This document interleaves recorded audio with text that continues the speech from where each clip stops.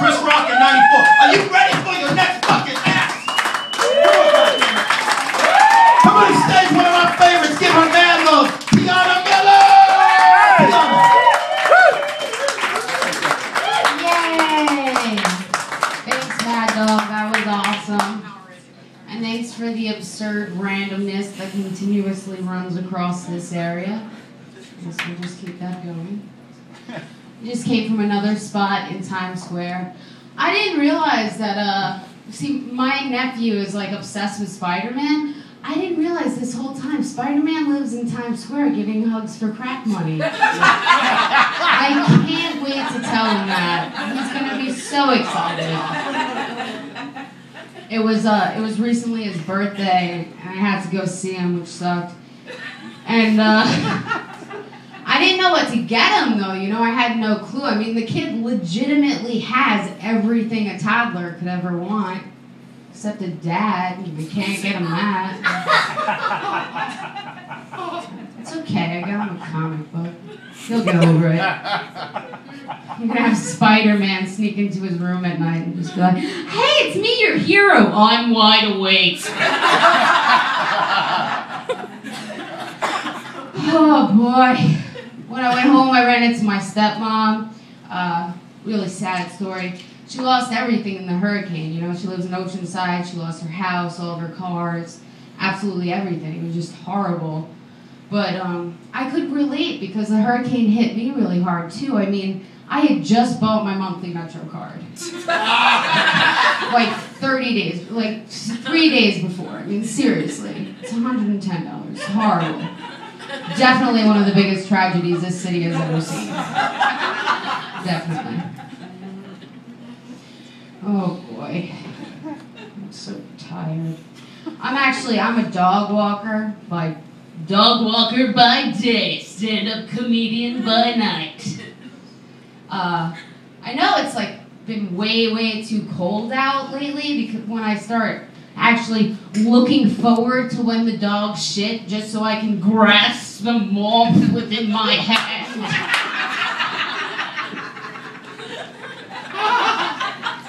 It's funny too because my job is picking up dogs' feces and yet they still give me less shit than humans. I've had so many ridiculous jobs in my life. My first job ever, I worked at a Hallmark. That was hysterical though, because at the time Maya Angelou had just come out with a line of greeting cards. I know, right? she'd be like, all right, wait. She'd be like, black rose through white snow, reaches for sun. White clouds obstruct. Reach, black rose, reach. Happy Mother's Day. What, Maya? What? I wish I could sell out like that. After that, I was an overnight diner waitress. I got fired from that job, though, because I told the customers to just go ahead and throw me up a Hitler whenever they were ready to order. I didn't see how that was offensive, but they did. I started looking for like shitty jobs on Craigslist, you know. I went for one that said it was for a strictly male mime. I had no fucking clue what this is. I walk into this huge auditorium, round stage. There's judges sitting around with like pads and pen, little audience. I just get up there and they're like, go. I swear to God, for 10 minutes I just did this.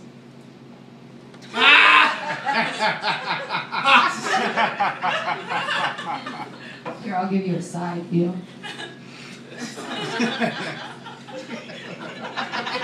Funniest thing about that is that they let me go on for the entire 10 minutes.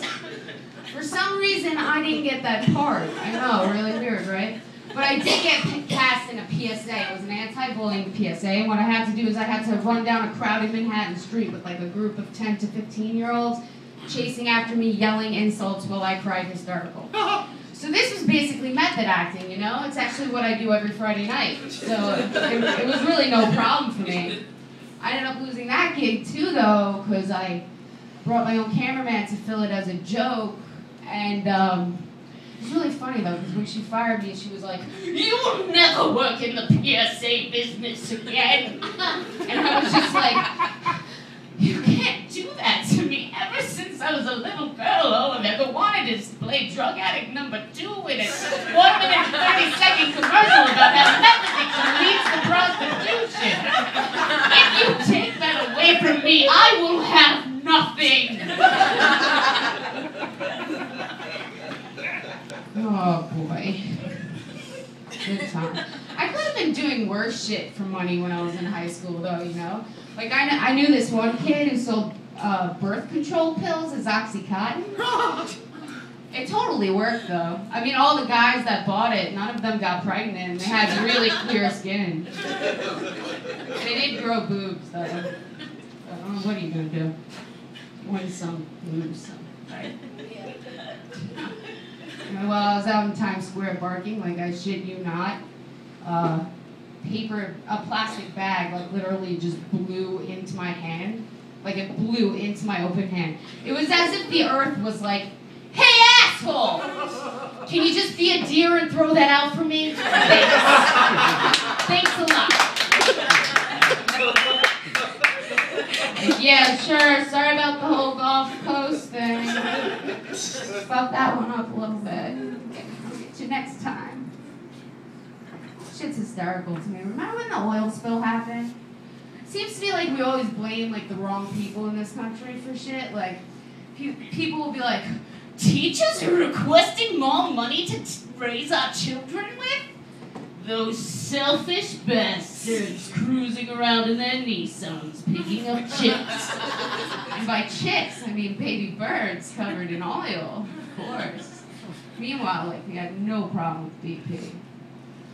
Guess you guys aren't so much a political crowd. I'll stay away from the political things, but I will say one thing, okay? I'm going to go into a joke about abortion, but it's simply because I really, really love abortion. I love abortion, like I love it. Like whenever I'm at the dollar store and the line to check out is way too long, I just can't help but think to myself, you know, what if all these people have just been aborted? I didn't get my toilet paper in like half the time. It'd be awesome. My dollar store actually, they recently dramatically raised the price of condoms but put EPT tests on sale. Like, you know that's just ghetto marketing, right? They were like, "Boss, we got an extra shipment of EPT testing. What should we do?" So yeah, I'll just raise the price of condoms. They'll figure it out. All they need to do is start selling at-home STD tests there, which I think they actually just did for like a select few. I wouldn't even, like, go ahead, cancel Planned Parenthood. I don't even need it. That would basically also make the clerk at my dollar store my gynecologist. And there is like, the clerk in my dollar store only has one arm and is named Calamari. There is nothing I've ever wanted more than a one-armed gynecologist named after a fried squid dish. Thanks for making all this little girl's dreams come true, you know what I'm saying? Oh boy. It's Valentine's Day. I guess I'm supposed to say something about that. I don't really care though, so I'm not. I will say that after all those shitty jobs, I actually got really lucky, okay? When I was 19, turning 20, like literally 2 weeks after my 20th birthday, I actually had a stroke. I had MS, and I had 10 2-centimeter lesions on my brain, and it actually swelled up, and I lost all feeling in the right side of my body for 2 years. But it's okay. I call it my stroke of luck. And the reason why I call it my stroke of luck is that I am now crippled enough to get government aid, but not crippled enough that it's wrong to fuck me.